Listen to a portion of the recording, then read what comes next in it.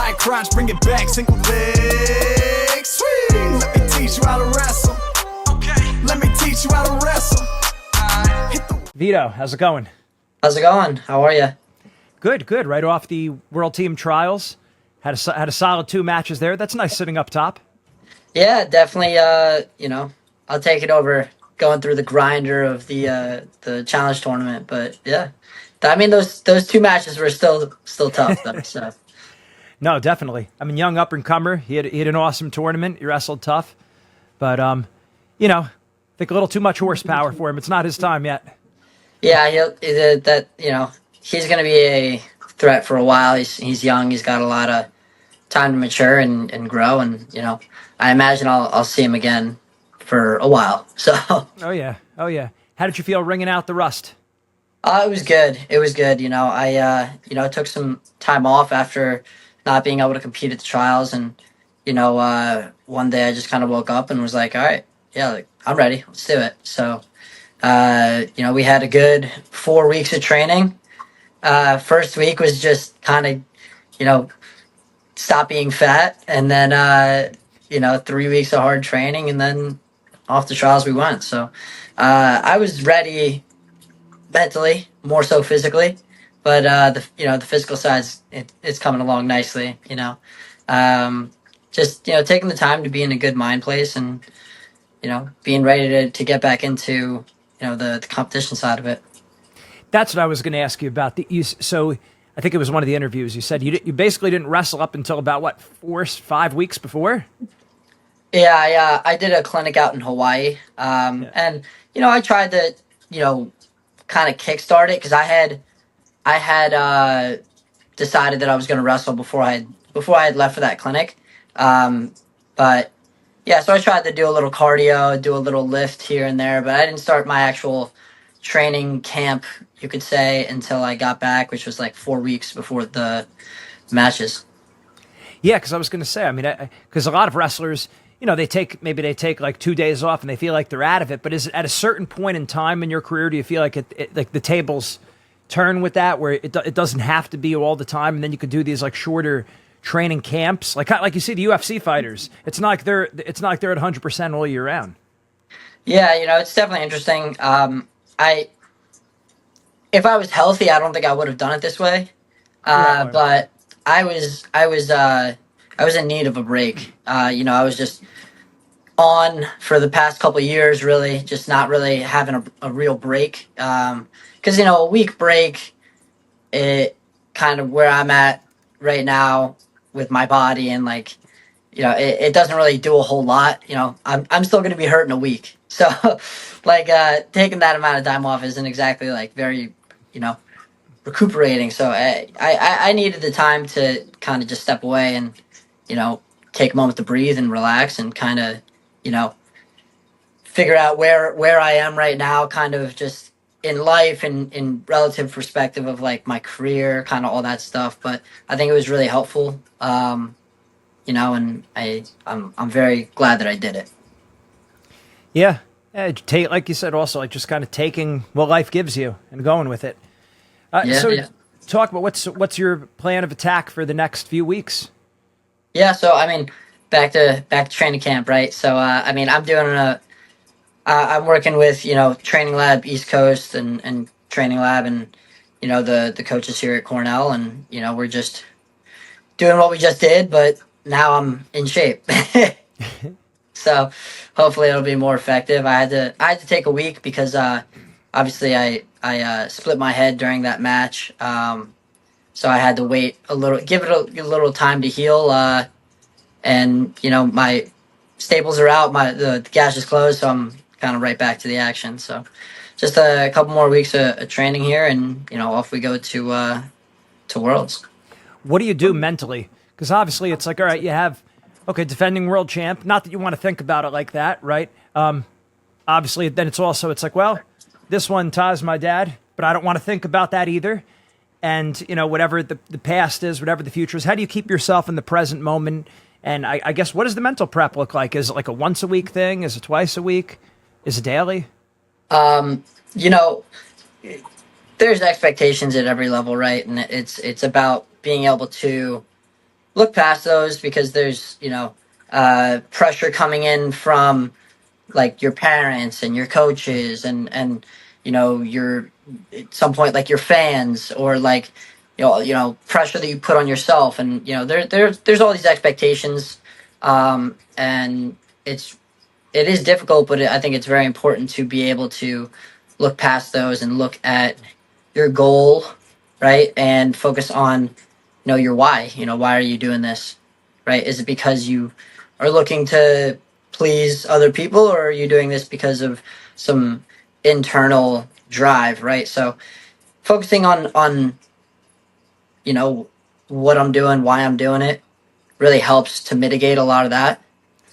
So I think I'm not super caught up in defending world champ or tying my dad. It's another tournament, and with some really really good guys, and I really enjoy wrestling other high level guys and being able to find if I've made improvements, or maybe in the moment making improvements, just getting to be the best version of myself that I can. So that's always the goal for me, is just I really want to compete against those guys and put on display, right, my wrestling, and show others, show myself, that what I'm capable of. And then as far as the mental prep, right, what am I doing right now? I'd say I'd love to say that I'm doing it daily. It's probably every other day, morning or night, or sometimes both. And it's a lot of imagery work. Just being, you know, imagining that you're there and you're wrestling the matches, and creating that perfect scenario in your head of you go out there and you absolutely control a match, and you're doing the absolute best that you can, right? And then playing it back, and now this time uh it's an absolute burner, right? You're losing, then you got to fight, you have to dig, right? You have to go through all of these emotions, and be able to feel with your body, right, like what it's going to be like out there. And preparing for both sides of it is a really important part, right? Because obviously I want to prepare to be able to go out there and just absolutely do my best, and go out and hit an arm drag or a leg lace right into a leg lace, and then you don't get the tech. But it doesn't always happen like that. So sometimes I got to be prepared to have those battles. Maybe ref spit gives a bad call, whatever the case is, but I'm ready for whatever is thrown at me. Do you have the mentality where it's like, I want a piece of this guy again, or I never wrestled this guy, I want to wrestle him, or is it just more, hey, whoever they put in front of me, I'm ready to go? Like, I know these guys are all the best in the world, so it doesn't really matter who I go against. I'm not super focused on the competition of who I'm gonna get. Ultimately, hopefully I get to wrestle all of them, right? But it's not. It's less like a. I'd say it's more of like an intrigue. I'm intrigued. I'm like, ooh, I want to see what this guy's about. I want to see what he does. Like, just kind of like, ultimately, I want to. I guess I just want to learn. And I learn best through actually putting my hands on somebody. So kind of like that. But no, I imagine. Hopefully, I keep winning and I get the rest of the best guy. Yeah, so it's more like yeah, I'll wrestle anyone, doesn't really make a difference. Yeah. Yeah. All right. No, just I know because different people look at it different ways, and I guess treating it the same, more making it into like, do you go into these things thinking it's a bigger deal, or no, like I'm just wrestling. It's kind of a little bit of a balancing act, right? Because you don't want to take it like not seriously at all. You don't want to be like, what does this matter? It matters, so you gotta give it the attention and bandwidth that it deserves, right? But at the same time, creating a monster out of it isn't going to help you either, right? So if I make this into an unscalable mountain, then I'm kind of already setting myself up for failure, right? So this is a task that I've done. I've already done it. I'm able to do it. It was really really hard last year, and I gave everything I could. And plan is to do it again, right? I'm not the same person as last year. you know. But if I give it everything I got, hopefully, it'll work out again. Do you ever visualize it not going well? Not in the sense that you want that to happen, but okay, this doesn't work, or I get scored on first, or I'm down late. This is what I'm going to tell myself. Like, how do I... The time is now to take your mindset to the next level with Wrestling Mindset. Make sure you go to our website, wrestlingmindset.com, and sign up for your free trial session today. Don't wait any longer. You want the mental edge right now. When you sign up for the free trial session, you're also going to get a copy of our free ebook, Building the Predator Mindset. This book has helped thousands of people build confidence, relax under pressure, get motivated, and build mental toughness in wrestling, school, and life. Make sure you sign up for your free trial session today. Like I watched the match with Fix the other day, and it just seemed like there was a lot of adversity. It's like another score, you got the leg, and it's just like a lot of crap that happens, and it's like keeping it together, which is really hard to do. Do you ever visualize that? Yes, for sure. I'll make a slight, note though, right? Whenever I do it, I always envision myself winning at the end. Sure. I never, maybe I'll think about, right, what would happen if, I split my eye and there's blood time, right? There's a break in the action, which from a technical standpoint changes things up, right? I don't have as much momentum, right? I can't build on actions, right? So it's like all these like one-off things, right? And it basically turns a match of, instead of a 3-minute grind, into a bunch of 15-second goes, right? So being prepared for that is, invaluable, right? Being prepared for adversity. But at the end of the day, I always imagine myself coming out on top in those situations in my head, because that's what I'm trying to tell myself is going to happen, and that's what my body's going to try to follow through with. All right. Yeah. And then I think about next, we got the mastermind coming up. One of the other things I wanted to hit on, we're going to be working with the wrestlers again. Last year you were with us. You're able to share some of your expertise, do some Q&A with the guys. I guess talk about your experience last year and just in general when you're able to work with kids. And I've seen you over here, local over at Austin Wall Athletics. And, when they're asking you questions, it seems like these guys are really tuned in. Talk about the impact that has and your thoughts. Yeah, no, I enjoy working with kids, right? I really enjoy. Probably my favorite is when I see, other kids or other people in general that are passionate about, the things that I'm passionate about. So I want to help them, right? Because I've been in those shoes. I've done it, and I there's definitely things I would have changed. So being able to give that advice back to them and kind of make their lives easier, or maybe not easier, but give them a different perspective that they wouldn't have otherwise. It was just kind of my way of giving back, right? Wrestling's given me so much. I mean, given me the ability to go out and distinguish myself, against the world.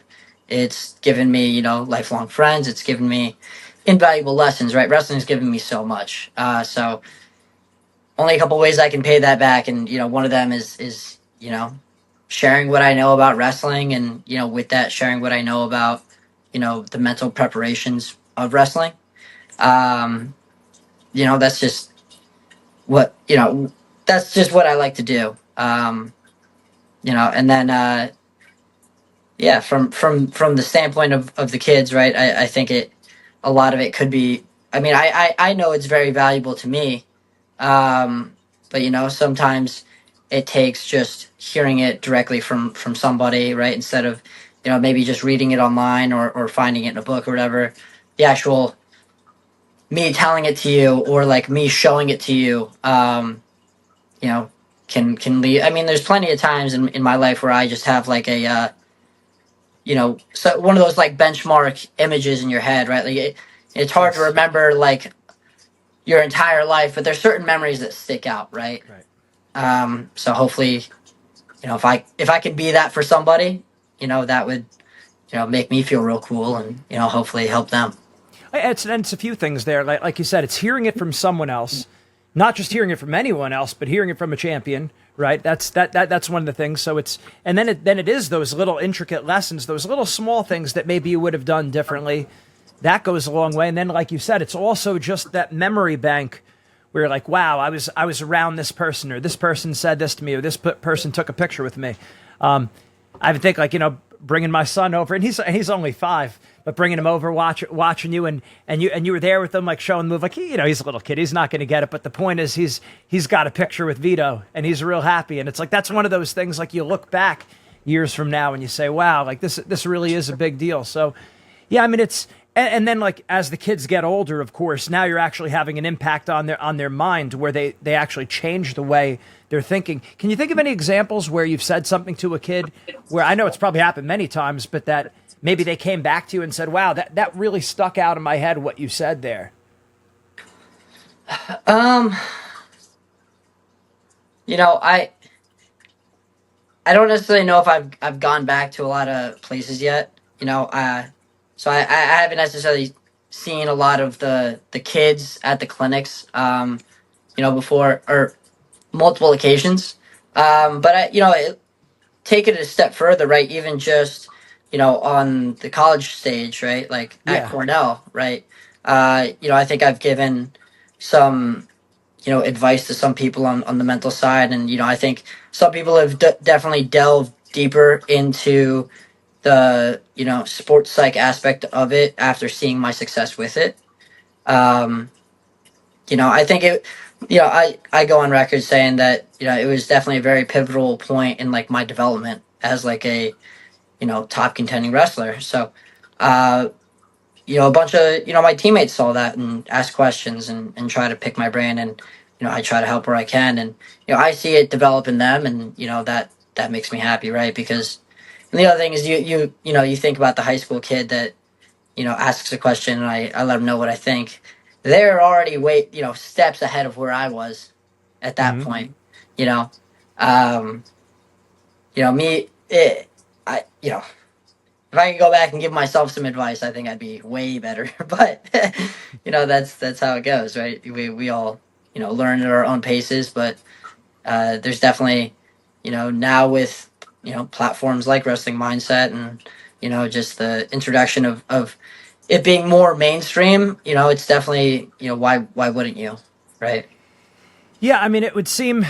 I mean, I guess, what are your thoughts? My thought is, at this point in time, like, of course, we'd love to work with everyone Wrestling Mindset, but, that's just not feasible necessarily. So it's like, my thought is just, you got to be working on your mindset if you're a serious wrestler, only because of the fact that it's like, you got your strength training, your technique, your conditioning. It's just another aspect of the sport. I mean, do you see it like that? Like, I feel like not everyone, because people say, well, some kids need it, some kids don't need it. But I would say it's like, well, you can't. I think it'd be impossible to optimize if you're not putting some time into your mindset. How do you look at it? Yeah, no, I definitely agree with the analogy that you're putting out, right? It's a whole different section that we don't necessarily give a whole lot of attention to. I think some people train it without realizing it, right? They do some of those wrestling practices that just get you absolutely tired, and you can't move, you can't stand, right? And then one more, right? Like, that's a great example of working your mindset, but that's the equivalent of getting like saying you're going to go in and do a lift and you just pick up a bunch of weights, right? It's like you didn't come in with a plan, right? Like, I have a lifting schedule, I have a plan. I'm going to do bench for 3 sets of 5, then I'm going to go to dips and then superset that with pull-ups, right? Like, if you don't bring that same approach, that same professionalism, then you're not going to get the same results.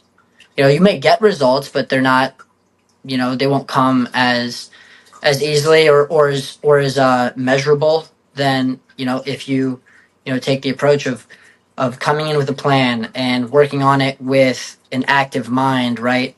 Not just going through the motions, but actually trying to develop in this area, right? And set measures for yourself, right? Be like, okay, this is where I'm at now, and come back in a week or 2 weeks and be like, okay, hey, where am I at now, right? Like, the same thing you would do for weightlifting, but now try to take that model and apply it to, the mental aspect of it. Yeah, I look at it like you save time and frustration, right? And talk about also having that the third party looking at you, In other words, having someone outside of your own head, because like it's going on in our mind. So it's hard sometimes when it's not like we're looking at it in terms of like a problem, but the challenge is our mind. So you have to almost have someone that's outside of that mind to give that third party perspective. Yeah. Right. And isn't it hard? I feel like it's harder to do that with a coach or with a teammate or with the parent, just because I don't know. I guess you kind of have to talk about that dynamic too sometimes. How are you going to talk to the coach about, you can't always talk to the coach or the parent about the dynamic that's going on with them. Mm-hmm. I mean, what are your thoughts? Yeah, no, I agree. It's definitely nice to have that third party that, isn't biased, that doesn't have that, whose job it is to focus on this aspect of it, right? You look at professional athletes, right? I have my coach who helps me with my technique, right? I have my coach that helps me with my strength training. I have a nutritionist. I have, all these. Why wouldn't I have, a sports psychologist? Yeah, that's what I would think, especially now that it's available, right? It's like why not just cross your T's, dot your I's, be organized across the board, not just with your technique. It's like and guys are so good now. That's the crazy thing. Like it's the level of competition, I feel like, just keeps getting better and better. You need every edge you could get. Mm-hmm. So, all right, we got to, before we finish off, we got to give your dad's club a shout out. We got to give your brother's club a shout out. We got to send people over there. So let's talk about what they have going on now. Yeah. My dad still has his club out on Long Island in Syosset. Strong Island, VHW. He's out there. He loves wrestling, and he just does it because he likes it at this point. But yeah. Then my brother is he's out in Ridgefield, New Jersey. New Jersey. Yeah. Thunderstrike. Thunderstrike. He's getting a little club started out there too. So. Wrestling is a family business for us. That's it. So if people are looking to get trained, looking to be around the best people, you got to be over there. And I know you've been over to both places multiple times. Obviously, your dad's many times, and your brother's. He got started 2 years ago, whatever it was, something like that. Yeah, maybe a little bit over a year. All right, and then how are things looking for Cornell? We'll close with that. Cornell's looking good. I'm excited for the season. Obviously, first, it's a little more nervous that I can't actually go out there and score the points, right? But I'm excited, and I got faith in the guys that they're gonna get it done when it counts, and have a great year. It's gonna be interesting. It's gonna be it's gonna answer a couple questions, right? But I think we're gonna perform really well, and answer those questions for some people. Who is winning an NCAA championship, or which people are winning an NCAA championship? Who's going to surprise the most people? Or maybe a few people that are in the hunt for each. Who's going to win NCAAs this year? Yeah, from Cornell. Who's taking it? I got a lot of faith in Meyer. I think he's going to do really well. I think a lot of our guys are going to have some real chances, and we're going to have a lot of people on the podium. So I can't say for sure. Wrestling's a pretty, dynamic sport. I don't know what's going to happen. I don't even know if I'm going to win some of the time, but, go out there and try. So who's going to surprise the most people? Who's going to surprise? Well, we have Greg Doc Mahalis coming in. So I think he's going to do a real good job. He's taken the mat a couple times, but, we're going to really, expect a lot out of him, and I think he's ready to do it as well. Brett Unger, we have, obviously Julian Ramirez, Meyer Shapiro, so Foca, we have a lot of skill, a lot of technique, a lot of, heart. So we'll see what happens, but I'm excited. A lot of horsepower for Big Red, as always. Oh, yeah. All right, Vito, go get him at Worlds. We'll talk soon. Maybe we'll do another one after. Thank you. All right, take care.